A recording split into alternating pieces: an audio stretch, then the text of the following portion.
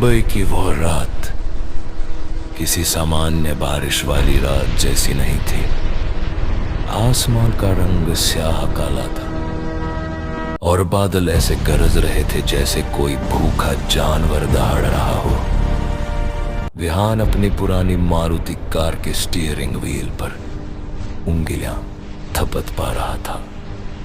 माथे पर पसीने की बूंदें थीं जो ऐसी की ठंडक में भी नहीं सूख रही थीं। विहान एक वेंट्रिलोक्विस्ट था, यानी वो कलाकार जो कठपुतली से बात करता है, लेकिन उसका करियर ढलान पर था। आज रात का शो भी फ्लॉप रहा था। उसे कुछ नया चाहिए था, कुछ ऐसा जो दुनिया को हिला दे। तभी उसकी नजर एक पुरानी दुकान पर पड़ी। बोर्ड पर धुंधले अक्षरों में लिखा था, अतीत के साय एंटीक शॉप।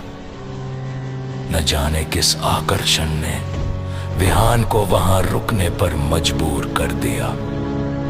दुकान के अंदर एक अजीब सी गंध थी, पुरानी किताबों और लोबान की। अचानक अंधेरे से एक भारी आवाज आई, क्या चाहिए? विहान चौंका। काउंटर के पीछे एक बुरा आदमी बैठा था। उसकी आंखें सफेद और पथराई हुई थीं। जी, मैं बस देख रहा था। मैं एक कलाकार हूं। क्या आपके पास कोई पुरानी गुड़िया या कठपुतली है? कुछ अलग? बूढ़े ने लंगड़ाते हुए पीछे के एक कमरे की ओर इशारा किया। वहां है, लेकिन वो बिकाऊ नहीं है, सिर्फ देखने के लिए है। विहान ने वहां एक कांच की अलमारी देखी और उसके अंदर जो था उसे देखते ही विहान की सांसें थम गईं। वो एक कठपुतली थी, लगभग 3 फुट लंबी, इंसान जैसी त्वचा, काला कोट और लाल बोटाई। लेकिन सबसे डरावनी उसकी आंखें थीं, नीली कांच की आंखें जो इतनी चमकदार थीं जैसे वे अभी पलक झपका देंगी। ये तो मास्टरपीस है। इसका नाम क्या है? इसका नाम अज़ाज़िल है। इसे बनाने वाला कारीगर इसे बनाने के बाद पागल हो गया था। उसने अपनी जुबान काट ली थी। मैं इसे खरीदना चाहता हूं। ये लीजिए 10,000 रुपए। मुझे इसकी सख्त जरूरत है बाबा। बूढ़े ने नोटों को देखा, फिर विहान की आंखों में एक डरावनी मुस्कान उसके चेहरे पर आई। ठीक है, ले जाओ, लेकिन एक नियम याद रखना, इसे कभी भी रात के 3 बजे के बाद बॉक्स से बाहर मत निकालना और कभी भी इसे अपने बिस्तर के सामने मत बिठाना। विहान ने जल्दी से सहमति में सिर हिलाया और कठपुतली को लेकर निकल गया। लेकिन जैसे ही उसने उसे उठाया, उसे एक पल के लिए लगा कि कठपुतली के अंदर एक दिल धड़क रहा है। घर पहुंचकर विहान ने अज़ाज़िल को सोफे पर बिठाया और नहाने चला गया। वो शावर के नीचे खड़ा था। तभी उसे एक आवाज सुनाई दी, जैसे कोई लकड़ी की चीज फर्श पर चल रही हो। विहान बाहर आया। हॉल की बत्ती बुझी हुई थी। उसने टॉर्च जलाई। सोफा खाली था, अज़ाज़िल वहां नहीं था। तभी बेडरूम से एक हंसी की आवाज आई।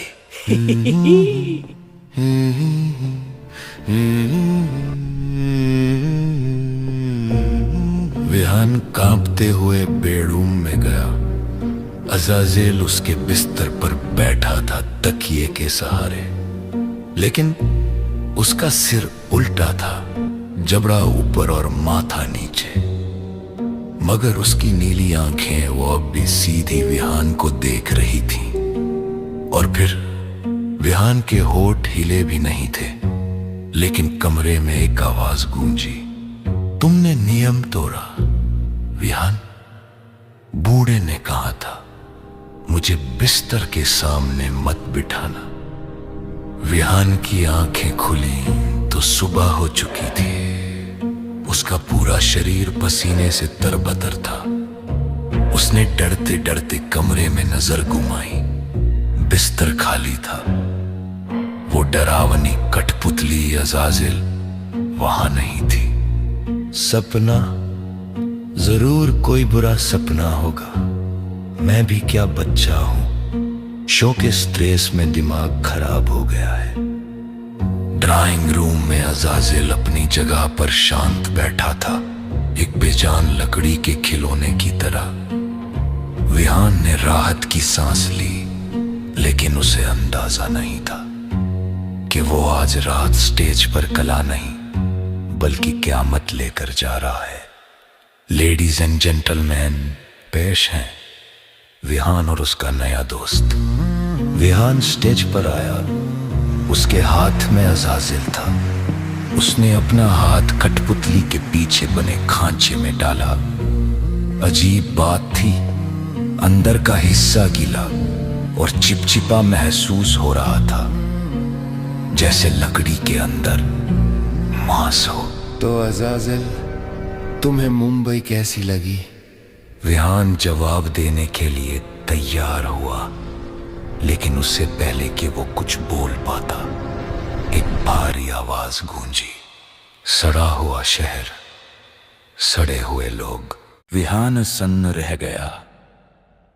ये उसकी आवाज नहीं थी, उसके होंठ हिले भी नहीं थे।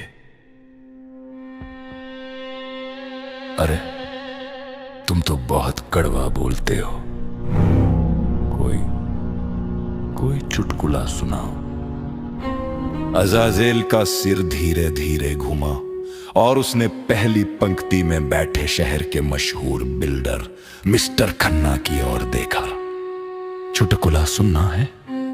चुटकुला यह है कि मिस्टर खन्ना अपनी पत्नी को बता रहे हैं कि वो कल रात मीटिंग में थे, जबकि वो अपनी सेक्रेटरी के साथ कसीनो में हार रहे थे। हॉल में सन्नाटा छा गया। विहान का हाथ कांपने लगा। उसने अपना हाथ कठपुतली के अंदर से निकालना चाहा, लेकिन अज़ाज़िल के अंदर की लकड़ी ने उसके हाथ को जकड़ लिया था, किसी लोहे की पकड़ की तरह। चुप रहो, छोड़ो मुझे। शो अभी शुरू हुआ है मेरे दोस्त, अभी तो राज खुलने बाकी है। विहान ने एक झटके के साथ अपना हाथ खींचा। एक कटक की आवाज आई।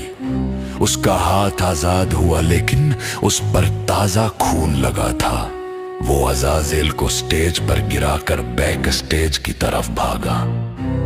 ड्रेसिंग रूम में विहान ने दरवाजा लॉक कर लिया। तभी स्पीकर से आवाज आई, विहान, तुम मुझे छोड़कर नहीं जा सकते।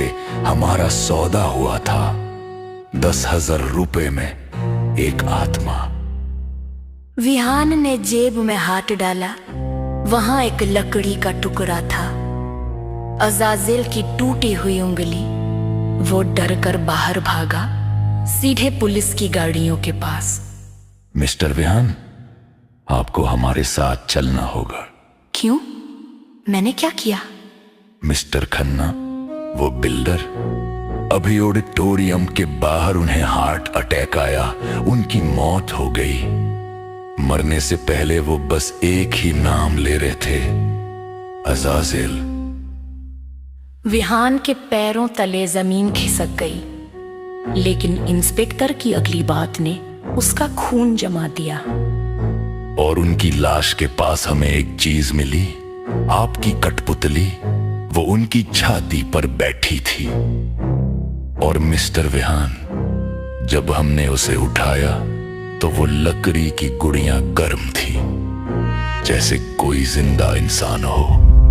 बकवास बंद करो विहान। तुम कह रहे हो कि वो लकड़ी का खिलौना जिंदा है। उसे लॉकअप में डालो नशा उतरेगा तो सच बोलेगा। हवलदार जाधव ने विहान को सलाखों के पीछे धकेल दिया। विहान सलाखों से चिपक गया। उसकी आंखों में मौत का खौफ था। सर टाइम क्या हुआ है? प्लीज बताइए। 2:30 बज रहे हैं। चुपचाप सो जा। 3 बजने वाले हैं। उस बूढ़े ने कहा था 3 बजे के बाद नहीं। स्टेशन के दूसरे कोने में मालखाना यानी एविडेंस रूम एकदम सुनसान था। हवलदार शिंदे वहां ड्यूटी पर था, ऊँग रहा था। टेबल पर वो प्लास्टिक बैग रखा था जिसमें अजाजेल था। अचानक सन्नाटे में एक आवाज गूंजी। शिंदे की नींद टूटी। उसने देखा अजाजेल की आंखें घूम रही थी, बैग के अंदर से शिंदे को घूर रही थी। शिंदे का गला सूख गया। तभी कमरे में एक भारी मर्दाना आवाज गूंजी, लेकिन शिंदे अकेला था। शिंदे, तू अपनी बीवी को वो सोने का हार देना चाहता था ना? दराज में जो जब्त किए हुए पैसे रखे हैं वो ले ले, मैं देख लूंगा। शिंदे एक सम्मोहन में फंसता जा रहा था। ये आवाज उसके मरे हुए पिता जैसी थी। शिंदे धीरे धीरे आगे बढ़ा। तभी दीवार घड़ी ने 3 बार घंटा बजाया। मैं तेरी आजादी हूं। इंस्पेक्टर राणे और विहान ने वो चीख सुनी। राणे मालखाने की तरफ भागे और दरवाजा लात मारकर खोला। अंदर का नजारा रोंगटे खड़े करने वाला था। हवलदार शिंदे जमीन पर पड़ा था मरा हुआ, और अजाजेल एक ऊंचे रैक के ऊपर बैठा था। उसके हाथ में शिंदे की सर्विस रिवॉल्वर थी। हिलना मत। अजाजेल ने सिर टेढ़ा किया और बंदूक की नली इंस्पेक्टर की तरफ घुमाई। राणे, तुमने मेरे केस की फाइल दबा दी थी ना? तू शैतान है। गोली अजाजेल के कंधे पर लगी। लकड़ी का टुकड़ा हवा में उड़ा, लेकिन वहां से भूसा नहीं, काला गड़ा खून रिसने लगा। अजाजेल हंसा और खिड़की तोड़कर अंधेरे में गायब हो गया। आधे घंटे बाद इंस्पेक्टर राणे लॉकअप के बाहर खड़े थे। उनका घमंड टूट चुका था। उन्होंने लॉकअप का ताला खोल दिया। जाओ विहान, उसे ढूंढो। वो स्टेशन से भागते वक्त एक सुराग छोड़ गया था। खंडाला की एक पुरानी हवेली। उसे नर्क वापस भेज कर आओ। विहान ने पुलिस जीप की चाबी ली और बाहर भागा। बारिश तूफान बन चुकी थी। विहान को लगा कि अजाजेल भाग गया है, उसे ढूंढना पड़ेगा। लेकिन उसे पता नहीं था कि शैतान कहीं गया नहीं था। विहान ने जीप स्टार्ट की और जैसे ही बिजली कड़की, रियर व्यू मिरर में उसे कुछ दिखा। पिछली सीट पर अजाजेल बैठा था। उसके कपड़े खून से सने थे और वो मुस्कुरा रहा था। ड्राइविंग थोड़ी धीरे करो विहान, हमें जल्दी नहीं है। जोरदार धमाका हुआ। जीप गीली सड़क पर फिसल कर खाई में जा गिरी थी। विहान ने धुंधली आंखों से देखा, जीप का पिछला दरवाजा खुला था। अजाजेल वहां नहीं था। सामने घने पेड़ों और कोहरे के बीच वो पुरानी हवेली खड़ी थी। कठपुतली वर्कशॉप। अजाजेल उसे यहीं लाना चाहता था। मैं इसे खत्म करके रहूंगा। विहान लंगड़ाते हुए हवेली के अंदर घुसा। अंदर का नजारा किसी बुरे सपने जैसा था। हर जगह धबनी कठपुतलियां लटकी थी। किसी का हाथ कटा था, किसी का सिर गायब था। अचानक अंधेरे से आवाज आई, आओ विहान, अपने नए घर में स्वागत है। विहान ने ऊपर देखा। अजाजेल छिपकली की तरह छत पर उल्टा चिपका हुआ था। उसका सिर मंडराश डिग्री मुड़कर नीचे देख रहा था। तुम मुझे मारना चाहते हो। मैं लकड़ी नहीं हूं, मैं नफरत हूं। अजाजिल छत से कूदा और सीधे विहान की पीठ पर आ गिरा। उसके छोटे लकड़ी के हाथों ने विहान का गला दबाना शुरू कर दिया। अर्गगद, छोड़ मुझे, अब तुम्हारी बारी है। मैं तुम्हारी खाल पहनूंगा, विहान बनकर दुनिया में घूमूंगा। विहान का दम घुट रहा था, तभी उसका हाथ जमीन पर पड़ी एक नुकीली छेनी पर पड़ा। उसने पूरी ताकत बटोरी और वो छेनी अजाजिल की आंख में घोंप दी। अजाजिल पीछे हट गया। उसकी आंख से काला गाढ़ा खून बह रहा था। विहान को मौका मिल गया। वो लड़खड़ाते हुए मेज की तरफ भागा जहां तांबे का कलश रखा था। कारीगर के दिल की राख। अजाजिल ने एक बड़ा हथौड़ा उठा लिया और विहान की तरफ दौड़ा। वो राख मुझे दो, ले पकड़ अपनी मौत। विहान ने सारी राख अजाजिल के खुले मुंह और टूटी हुई आंख में भर दी। जैसे ही राख अंदर गई, अजाजिल का शरीर कांपने लगा। नहीं, नहीं, नहीं! उसकी लकड़ी की त्वचा पिघलने लगी जैसे मोम पिघलता है। सैकड़ों आत्माओं की चीखें एक साथ गूंजी और फिर एक धमाके के साथ सब शांत हो गए। जमीन पर अब सिर्फ काले रंग की राख और अजाजिल के कपड़े पड़े थे। 1 महीने बाद विहान अब वेंट्रिलोक्विज्म छोड़ चुका था। उसने एक किराने की दुकान खोल ली थी। वो सब कुछ भूल जाना चाहता था। वो अपनी दुकान पर बैठा हिसाब लिख रहा था। तभी उसके गले में एक हल्की सी खुजली हुई। उसने खांसने की कोशिश की, लेकिन उसके मुंह से खांसी की आवाज नहीं आई। उसके होंठ पूरी तरह बंद थे, लेकिन उसके अंदर से एक बहुत ही जानी पहचानी आवाज आई। छोड़ दिया। किसने कहा हमने छोड़ दिया? विहान, ही। राख ने शरीर जला दिया था, लेकिन शैतान को नया घर मिल गया था। विहान अब खुद एक कठपुतली था।